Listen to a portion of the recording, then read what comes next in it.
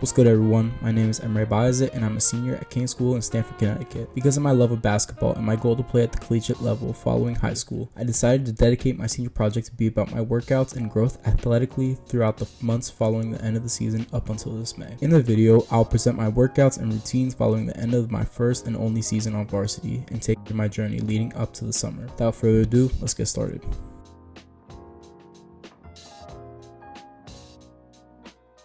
To give a little bit of background on me at the start of my filming for this project in late February, I was 6 feet tall, 188 pounds, and I had a 6'4.5" wingspan. As just the baseline for my strength, my max bench was 135 and my max squat was 175. Keep in mind, however, I don't ever go for 1 rep PRs. I don't find them typically helpful for the type of physical growth I'm looking for. For my bench, it would be 3 sets of 6 to 8 reps. For squat, it would be 4 sets of 8. As for my position, well, that's a little bit complicated. Traditionally, I'm a wing, which is a shooting guard or small forward. However, due to our team being a very undersized team this year and our tallest man being DJ at 6'4", I was usually put in the center position. Yes, a 6 foot tall center. With the large abundance of guards on our team and with me having naturally big shoulders, a large wingspan with a wide chest, I usually was placed at the 4 or in the 5 whenever I would check in. While I did play the center throughout the season, I would consider myself an RJ Barrett kind of player on offense. Now, bear with me, I know it's hard to compare myself to NBA players because I am nowhere near, but in terms of play style, I see myself as RJ. Like RJ, I prefer to either finish around the rim or shoot the 3 off the catch. I have a solid 3-point shot and the ability to get to the rim. I also noticed that we both prefer to play off pick and roll to get to the bucket or pull a 3. What I noticed, especially in me and RJ's game, is that we both somewhat play robotic and somewhat clunky, meaning no crazy size up or dribble move. While simplicity is better in some instances, my main reason for this playstyle is due to my inflexibility and slow legs, which is something I'll touch upon later. While RJ Barrett is a solid player, there's a key difference between me and him. RJ Barrett is a 6'6" athletic small forward in the NBA that can dunk. I am none of those things. That's why one of my goals is to play less as a wing and more as a guard, as while I'm still growing, height is not guaranteed, so it's best I learn to play according to my body so I can be the best player I possibly can be. On the defensive end, I unsurprisingly see myself as PJ Tucker. It's pretty self-explanatory. Undersized playing the center and forward positions, I mean, there's no other player I'd rather compare myself to on the defense. Like PJ, I can guard much taller and bigger players as well as wings and sometimes guards. However, my lack of speed and quickness differentiates me from him, as in his heyday, PJ could guard the best player on any given team, whereas that is something I sometimes struggle with. While I did not play much last season, as I would usually get in during garbage time and my stats had much to be desired, it was the best experience I could ask for, as it gave me a sense as to what I need to improve on in the coming months. My biggest weaknesses in my game include my confidence, overthinking, ability to use my body correctly around the rim, mobility, explosiveness, and overall fluidity. What do I mean by these things? Confidence and overthinking is pretty much just second guessing myself on occasions, which either make me pass up an open shot or freeze and hold the ball for too long, which can lead to turnovers and missed opportunities. My ability to use my body around the rim is something I also want to improve on. As I said before, I am naturally strong and lengthy player that can guard players that are 6 inches taller than me. However, that doesn't always translate to offense, as sometimes I try to be elusive around the rim rather than strong. This can lead to missed layups and foul opportunities, and is a part of something I look to work on. My biggest Achilles heel, however, is my overall mobility, explosiveness, and fluidity. As someone who's dealt with osgood-Schlatters, tendonitis, and overall tightness, I can't just walk into the gym and move like Kyrie Irving. My inability to move fluently and quickly prevents me from being a true guard, and my lack of explosiveness prevents me from being able to blow by defenders. The latter is a con that is something I will truly emphasize throughout the coming months. With my athletic backstory established, let me introduce to you what I did throughout the past months to become a better player. To begin, I will walk through the first week to give an insight as to what my entire senior project is all about.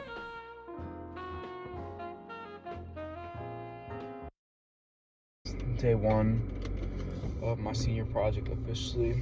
About to make my way over to YMCA right now. It only takes about like 5-ish minutes, which is nice. But yeah, it's 5:25 in the morning right now. And you know, obviously I'm a little tired, but you know, I'll be alright. Hopefully it just doesn't kick in by the end of the day, or in the middle of the day, I should say, the tiredness, but I'll probably be fine. So this is how it's gonna be usually in the mornings. I'll have one like hour and 15-minute workout in the morning. And this will mostly be just just me getting warmed up for the day, for the workout in the afternoon, especially today. I'm not going to do anything crazy. I'll just do a couple like agility, mobility stuff to get my legs loose, especially because I've taken I've taken a couple days off since the season ended. But yeah, I'm excited to get this work in. I'm excited for this project because, you know, it is sad that the season's over, but now I have a great opportunity to work on myself now and get myself right for, for the summer, for next season. I'm not sure where I'm gonna play or if I'm gonna play in college, but I'm just gonna do what I can. So the plan of this project is to work out twice a day, 6 days a week. Obviously life happens, such as school, injuries, etc. So my schedule wasn't always perfect, but I did my best to stay as consistent as possible. To start off, I would usually head to the morning workout at 5:30, which is when the YMCA opens up. Each morning workout, I'll start by using a Theragun on myself, followed up with some hamstring stretches with a resistance band. Then I'll move to dynamics, which is basically dynamic stretches that I would do throughout the season at the beginning of each game in practice. Once I got the blood flowing, then I would go to stationary stretches, especially warming up on the first day of the week, especially the first day of the project where I'm a little bit more stiff is very important. After I was done stretching, I'd then move on to my dailies, which is ball handling and form shooting. To start with ball handling, I would do the Power 200 drill, which is essentially 40 waist-high dribbles, 40 V dribbles, 40 back and forth dribbles, 40 cradle dribbles, 40 ankle-high dribbles. Every morning, I would do this drill with both hands. Next, my daily form shooting routine is something I picked up while I was spending a summer at a basketball camp in Valencia, Spain. To start off, I need to take the ball from my shooting pocket up to the beginning of my release point. I then take my guide hand off and shoot. After 5 swishes, I then do the same thing except take my guide hand off and then put it right back on before shooting. Lastly, I put it all together by doing 5 swishes with a regular shot and follow through. After 15 swishes in total, I move from the left side to the in front of the basket and then to the right side, so in total 45 swishes. Because I spent extra time in this workout warming up to better prepare myself for the week, time was running low before I had to go home and then go to school, so I did sideline sprints right after. Sideline sprints I usually do at the end of my morning workouts after I'm tired to better improve my conditioning. In this drill, I start on the sideline and run to the opposite lane line and back. I then go to the opposite sideline, then from the opposite sideline to the opposite lane line, which is the original lane line closest to me, then from that lane line to back to the opposite sideline, and then back to the original sideline. This counts as 1 rep, and in total I must do 4. After doing 4, I then take a 45-second rest break and then do the drill 1 more time. Throughout the season, our goal time was anywhere between 1 minute 10 seconds to 1:15. And while my first 2 times were far from the goal, I just gotta keep working at it and try to get better every single day. For my second workout of the afternoon, I went back to the YMCA, headed to the weight room where I hit legs and core. What I mean by legs is not always squats and heavy lifting, but rather plyometrics and rehab exercises to not only strengthen my legs but also prevent wear and tear injuries like tendonitis. To start off, I did a light jog on the treadmill for 10 minutes to get my legs going. After that, I did a little bit of stretching and then hit Bulgarian split squats for 3 sets of 10. Depending if I'm going on for flexibility and reps, I'll do no weight, but if I'm aiming for explosiveness, I'll usually add 20 pounds on each arm. After that, I did resistant band walks 3 times down and back, followed up by 3 sets of whatever this drill is. I don't remember the specific name of it, but I remember doing it a lot in physical therapy. This exercise is essentially going front, side, and then back corner 8 times on each leg for 3 sets with a resistant band around my ankles. This targets my hip flexors and IT bands as it keeps moving while one foot is planted. After doing some basic legs, I then moved on to core, where I started with incline or decline, I don't know which one it is, sit-ups for 4 sets of 12 with a 25-pound weight. Next, I did Russian twists with a 12-pound medicine ball for 3 sets of 40. After that, to finish it all off, I did calf raises. Whether it be with the Smith machine or a regular machine itself, I will do this exercise no matter what day this is. This is because calf raises help me get a quicker first step and a higher vertical, and also because my genetics got me out here looking like Johnny Bravo with big ass shoulders and skinny calves. That is something I'm trying to change. When I got home, I ordered some Layla's falafel, where I got a chicken shawarma rice bowl and threw some ice on my knees to help recover, and to conclude the day, I did a little bit more stretching to stay loose right before bed.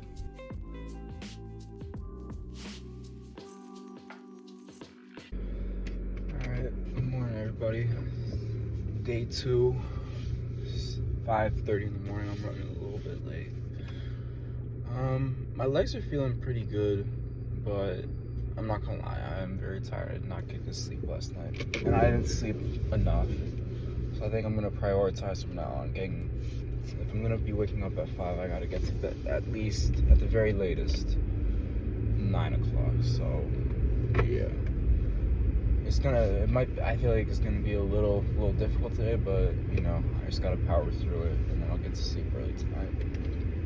Alright, so we are back at the YMCA for another early morning workout. I'll start off with my usual stretching and warm-up routines, whereas today I wouldn't spend as much time as I did on the day before, because I'm less stiff and more ready to go. Instead of one hand at a time, I'll do both hands power 200, where the first set is at the same time, and the second set is alternating dribbles. Instead of form shooting, I'll do the mic and drill, where I need to make 20 for each type of layup. Staying with 2-ball dribbling after that, I did between the legs 2-hand dribbling, where after 10 between the legs, I did the same thing down to half court and back. As you can see, my 2-hand dribbling is a little spotty, but hey, that's what this project all is about, to get better. After doing both hands, I then did 2-hand behind the back dribbles for 10 before going down and back to half court. This one I definitely struggled with the most, especially with my left hand, and shit, I'm not ashamed to show the clips of me losing the ball because I'm not gonna lie and say I did this drill perfection the first time through. Because the 2-hand behind the back took a lot more time than expected, I proceeded to finish the workout with sideline sprints. While my times weren't in the ranges that I need to be in, it was definitely an improvement over the first day.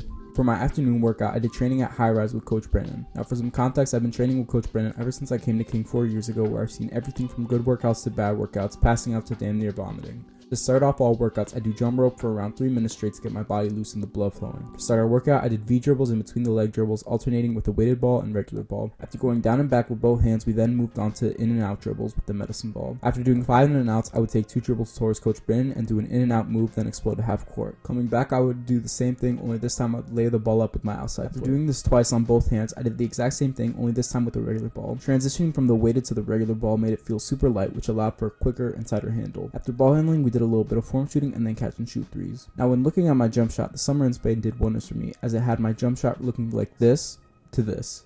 While my jump shot looks a lot better than it did before, there's still a lot of improvement to be done.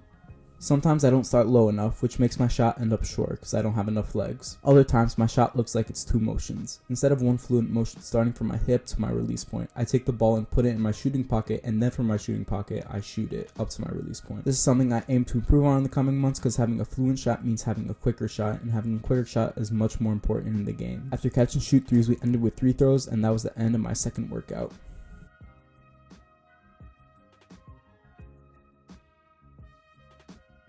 Alright, good morning everybody. It's day 3, Wednesday. I'm pretty well rested. I got some good sleep last night, pretty much like 8 hours, but my legs are starting to, especially my knees are starting to feel it a little bit, and it's okay to be sore, but just knowing my history, I need to be careful with that. So when I get to the gym today, I'm just gonna do form shooting, and then I'm gonna hit upper body for the rest of the time. And you know, with Coach Paul, he's very conscious about my knees, and he's working around it, and he's working to help strengthen them to reduce the pain and make them stronger. So yeah, and today's a half day, which is good, so I'll probably come home and take a nap. Yeah.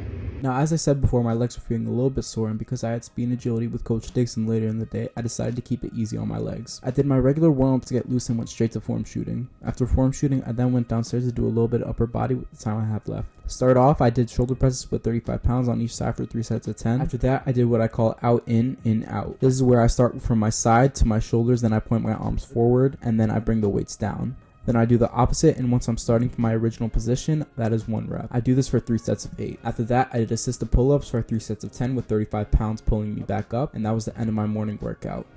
Now for the afternoon workout, I went to Tower Fitness in Norwalk to do speed and agility training with Coach Paul Dixon. I've been working with Coach Paul since around the start of the school year last September, and many of my teammates and high-rise players work with him as well. A lot of what we do are rehab exercises, plyometrics, speed training drills, and strength training, and my plan is to work with him every Wednesday throughout this project to get quicker, stronger, and more flexible. Coach Paul was a former college basketball player and Olympic weightlifter that is certified in weightlifting and nutrition. He's also a National Strength and Conditioning Association certified strength and conditioning specialist, and a lot of the drills he teaches me and many other kids are drills I can use throughout my athletic career to maintain and build strength, speed, and explosiveness.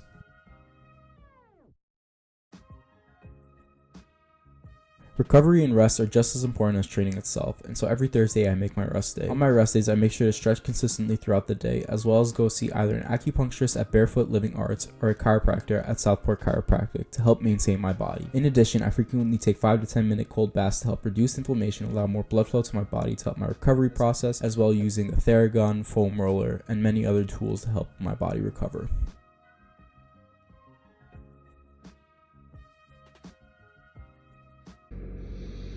I'm not gonna lie, I'm really tired, and I was thinking about not even going to this, but I remember talking with Coach Paul yesterday about like even the days you don't want to go, those are the days that are most important. So, I'm still gonna go. I'm gonna have to.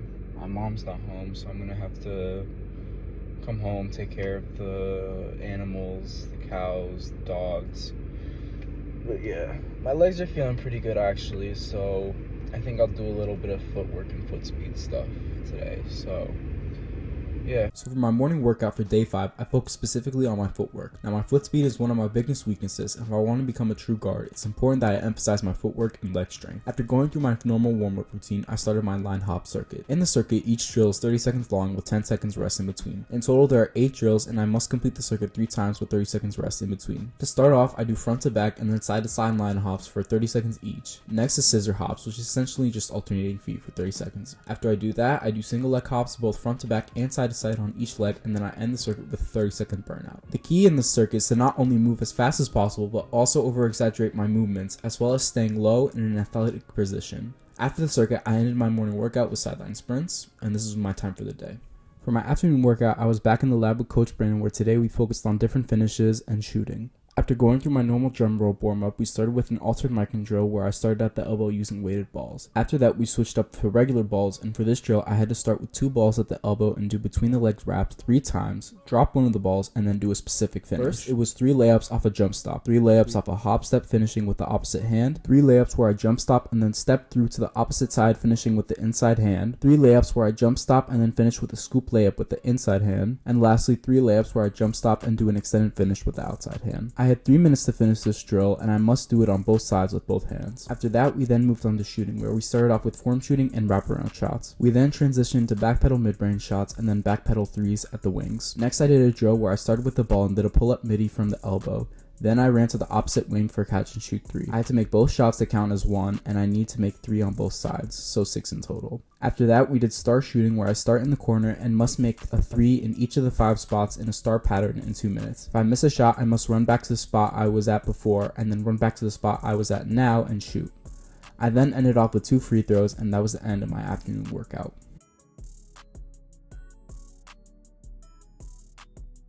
Saturdays, I usually go to the YMCA in New Canaan for open runs. Usually there's anywhere from 10 to 20 people playing, and they all range from different ages and skill levels. The players are usually middle-aged and not as good, and I'm usually quicker than them. It's good in-game practice to try different moves, as well as practice playing point guard. Pretty often there's someone my age playing, and in the summer there's a lot of college players that come home, which is amazing for me, as I not only get to learn from them, but also become more confident in my moves and decisions while I play against them. Now for the afternoon, I was in the city with some friends, so I wasn't able to get a second workout in, but that's okay, because I was going to be right back tomorrow for the last workout of the week.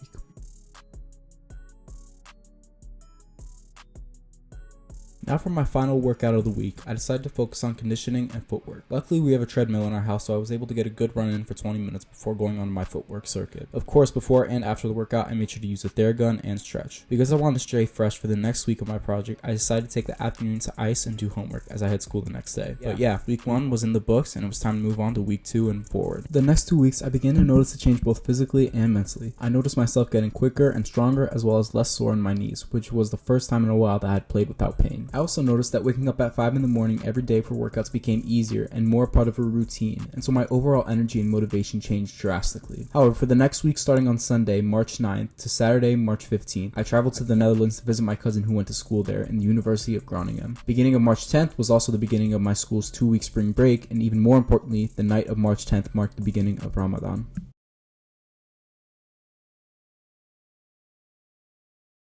Ramadan is the 9th month in the Islamic calendar and the holiest month in Islam, which celebrates the first verses of the Quran, the holy book of Islam, being revealed to Muhammad around 14 centuries ago. As some of you may or may not know, observing the month of Ramadan includes fasting from sunup to sundown, which is around 15 hours, which means abstaining from food and water throughout the day. The fast is intended to promote self-discipline, spiritual growth, empathy for the less fortunate, appreciation, and increased focus on worship and studying. My senior year included a lot of exploration about myself and discovering who I was as a person, which included spiritual, and religious exploration. And so for me, this was my first time participating in Ramadan. For the week I was in the Netherlands, I wasn't in the gym, as I wanted to take time to adjust to fasting, as well as take the opportunity to spend time with my cousin, as most of my family lives in Turkey or somewhere else in Europe, and so I don't get to see them as often. Even though I was still fasting, when I got back to the US, I immediately picked up where I left off with my workouts. The only change I made was with the workouts, I would only do one workout a day instead of two. This was because the time between iftar, the meal breaking my fast in the evening as the sun goes down, and the time between suhoor, the meal before you start fasting at sunrise, was very small. Typically once the sun went down, I would break my fast by either having a quick snack like granola or raisins, or a full meal depending on if I was at home or in the gym. Then before I go to sleep, I would typically have a small meal along with a lot of water and electrolytes. Throughout the night, I would wake up once at 2 o'clock to drink water, and then one more time at around 4:30 to have water and a large meal before the sun came up. Typically for my meal in the morning, I would have something filled with protein and fats, so I had sustained energy throughout the day, and so my blood sugar levels wouldn't alter as much, so I wouldn't feel as tired throughout the day. To say that my workouts throughout Ramadan were exhausting and challenging both mentally and physically would be an understatement. A lot of times I would cramp up and experience heavy fatigue throughout my workouts, as well as wondering if I would be able to overcome and finish my workouts. However, I'm forever grateful for the lessons taught and the obstacles I overcame during Ramadan, as I learned to appreciate everything big and small, from food and water to basketball, from family to friends. I also gained the mental and physical resilience to keep pushing even if I was tired, which not only encourages me to push through obstacles, but also give my 110% effort with every step I take, not only on the basketball court, but also in life. When it was over, I felt more motivated than ever to keep going with this project. I started back again with 2 workouts a day, 6 days a week, and I definitely felt the difference. However, now that school is beginning to end, studying for APs, completing final assignments, and making sure I filled all my requirements for graduation took a lot of time and focus. Some days I was doing 2 workouts a day, some days I wasn't able to do any. And as school began to get more hectic, it got even harder to go to workouts sometimes, as my mind was burnt out. Sometimes I wasn't able to get myself to go, other days I was, but that was time I cannot get back. I learned that I can't take back the time that I've missed, and that next fall will come quickly. Months will turn into weeks, and weeks will turn to days, and then the days will turn into tomorrow. And so I must utilize all the time I have left to get better, stronger, quicker, and just overall a better basketball player.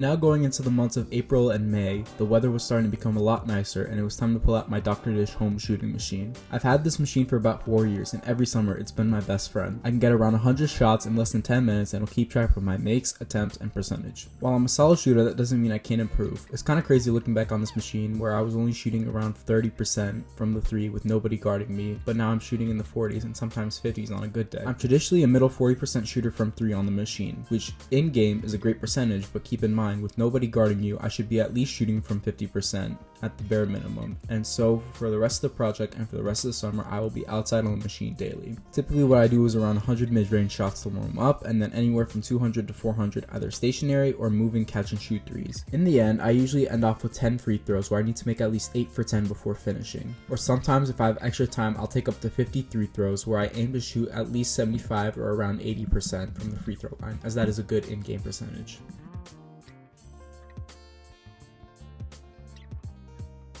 Now that it's the end of May and my final year of high school is coming to a close, it's time to look back and reflect on my progress. From an analytical perspective, I'm now 6'1", 198 pounds, and my wingspan has grown to 6'5". I feel so much faster and more fluent in-game, and my first step feels dramatically different. And not to mention, I just feel stronger overall. I'm now able to do a quick between the legs or crossover to end up in the rim, which is a major contrast to how I played 3 months ago. In terms of PRs, I now do 145 on bench for 4 sets of 8, and up to 195 for 4 sets of 8 on squats. I definitely feel a lot more comfortable with the ball, and while I'm still not the perfect guard, I feel more capable and trustworthy in myself to take up the ball and try to create something on offense. Now that it's playoff time in the NBA, I've been watching my Knicks, and especially Jalen Brunson, because that is somebody who I feel like I can realistically play like. Let me stress this again, I am nowhere close to dropping 40 points on your favorite team on a weekly basis, but that doesn't mean I can't admire his game and see myself playing like him. He is an undersized guard that isn't the quickest in the league, but like me, also has a strong foundation and upper body. Brunson excels at using his change of pace, whether it be slow or fast, and using his body to get into the paint, and combine that with a fatal midi and a pull-up 3. He's someone I love watching. But with our similar builds and tendencies, once I learn how to use my body correctly around the rim, as well as improve my handle and shot, I can definitely see myself modeling my game after Brunson, as well as other players like Chauncey Billups or Mark Jackson, all of which are undersized players that excel at using their bodies to get opportunities both in and out of the paint,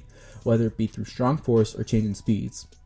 One thing I still notice that I struggle with, however, is my flexibility. Still very tight and immobile at times, which can have a negative impact on my foot speed and can still lead to a lot of injuries like tendonitis, whether it be in my back or my knees, or pulled muscles. A lot of this project has been centered around me being stronger and more explosive, but this summer I will focus especially on becoming more mobile, light, and just overall loose. Overall, however, I had so much fun making this project and growing not only as a player, but also as a person. Whether it be what I learned from coaches, Ramadan, or even friends, these last 3 months have been crucial to my development as summertime rolls around and I reach adulthood. I also want to say thank you to Coach Brandon, Coach Paul, and Coach Nate for their guidance and support throughout my basketball career with everything athletic and non-athletic. I also want to say thank you to all my friends and teammates who have supported me through all the good and bad moments throughout the year and for always pushing me to be the best I can. And lastly, I would just like to take a moment to dedicate my project to Mr. David Adam Boaz. Mr. Boaz was King's academic advisor as well as an English teacher, senior grade dean, and soccer coach. On the Saturday following our leave for spring break, Mr. Boaz tragically passed away, a loss that still affects me as well as those around the school and those close to him to this day. I began to form a very close relationship with Mr. Boaz, especially throughout my senior year, as he was always close by and always available to talk, to give advice, or just chat, whether it be about social drama or anything school related. He was such a positive influence on myself and many others around the school, and we will never forget about him. I remember telling him about my senior project just before leaving for spring break, and he told me how proud he was of me and to keep him updated throughout my project. So yeah, I just wanted to dedicate this all to him. I want to thank you all so much for watching my senior project, and I hope you all have a great day.